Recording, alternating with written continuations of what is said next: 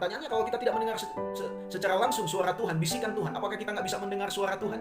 Tidak, saudara. Sebenarnya suara Tuhan yang utama untuk kita orang-orang percaya, untuk kita orang Kristen, sudah tercatat di dalam Alkitab yang adalah sepenuhnya suara Tuhan, firman Tuhan, perkataan Tuhan bagi kita. Karena itu saya mau katakan, saudara, hanya firman Tuhan yang dapat mentransformasi kehidupan kita, baik kehidupan saya dan kehidupan saudaraku. Tidak ada, saudaraku, kembali lagi bersama dengan saya, Owen Reviko dalam program Kasih Sinar for Me. Ketika kita benar-benar menikmati kepuasan karena memiliki Kristus dalam hidup, maka kita tidak akan berjuang mencari kepuasan dari dunia yang fana ini. Saudaraku, apapun kondisi kita hari ini, sehat, sakit, mungkin kita dalam pergumulan yang berat, yang membuat kita hampir menyerah, hampir putus asa, bahkan berpikir kita sudah tidak ada harapan lagi. Saudaraku, saya mau katakan, ketika Anda dan saya memiliki Yesus dalam hidup, maka Ia akan memberikan kita kekuatan baru, pengharapan baru untuk menikmati hidup yang Dia percayakan bagi kita. Saudaraku, mungkin ada di antara kita yang berpikir, bagaimana supaya saya mendengar suara Tuhan? Bagaimana supaya Tuhan bisa berbicara secara langsung dari surga kepada saya, atau saya mendengarkan bisikan Roh Kudus secara langsung? Dan ada orang-orang juga yang meminta hal itu. Saudaraku, itu bukan hal yang salah, tetapi itu adalah kerinduan yang luar biasa. Namun saya mau katakan bahwa hal itu sangat jarang terjadi.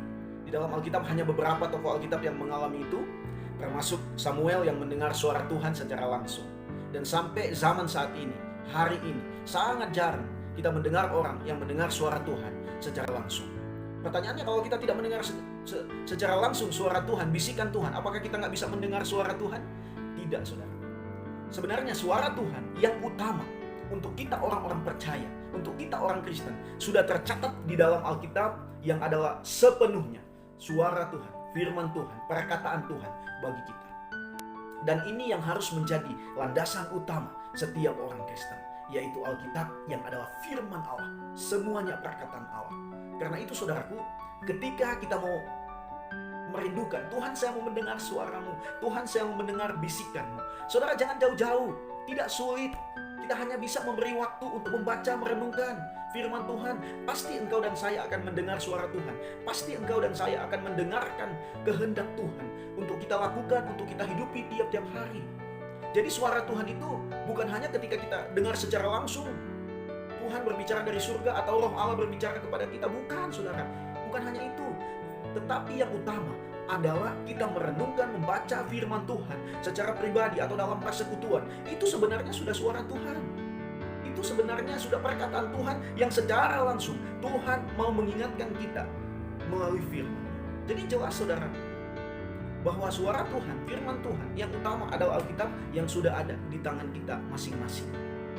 Saudaraku yang terkasih di dalam Tuhan, 2 Timotius pasal 3 ayat 16 berkata, segala tulisan yang diilhamkan Allah memang bermanfaat untuk mengajar, untuk menyatakan kesalahan, untuk memperbaiki kelakuan, dan untuk mendidik orang dalam kebenaran.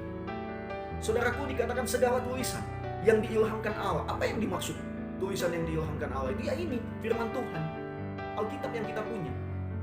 Alkitab yang kita punya bermanfaat untuk apa? Untuk mengajar kita secara pribadi, untuk mengajar kita dalam persekutuan. Jadi ini yang mengajar kita. Untuk apa kita diajar? Untuk menyatakan kesalahan kita, untuk menyadarkan bahwa kita adalah manusia berdosa. Jadi dari firman Allah ini kita tahu siapa diri kita sendiri. Dari firman Allah ini kita tahu bahwa kita manusia berdosa. Dari firman Allah ini kita tahu bahwa kita manusia yang sangat membutuhkan Tuhan. Bahkan dikatakan di sana untuk memperbaiki kelakuan.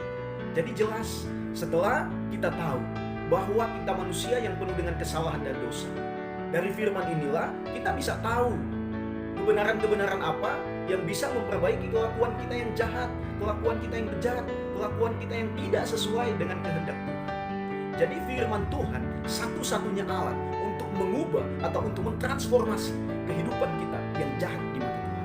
Tidak ada alat lain, bukan suara dari orang lain, bukan suara dari setan, apalagi suara dari setan mengacaukan hidup kita, bukan memperbaiki hidup kita. Karena itu saya mau katakan, saudara, hanya firman Tuhan yang dapat mentransformasi kehidupan kita, baik kehidupan saya dan kehidupan saudaraku. Tidak ada yang lain. Bahkan di sana dikatakan, dan untuk mendidik orang dalam kebenaran. Ketika kita sudah dididik oleh Tuhan melalui firman-Nya, Kita akan dipakai oleh Tuhan juga untuk mendidik orang lain mengenal Tuhan, mengenal siapa dirinya, dan mengenal kebenaran-kebenaran Tuhan yang tercatat dalam Alkitab. Jadi saudaraku, mendengar suara Tuhan itu nggak perlu sulit-sulit. Nggak perlu kamu stres, saya mau dengar suara Tuhan secara langsung, bisikan Roh Kudus secara langsung. Tidak, saudara.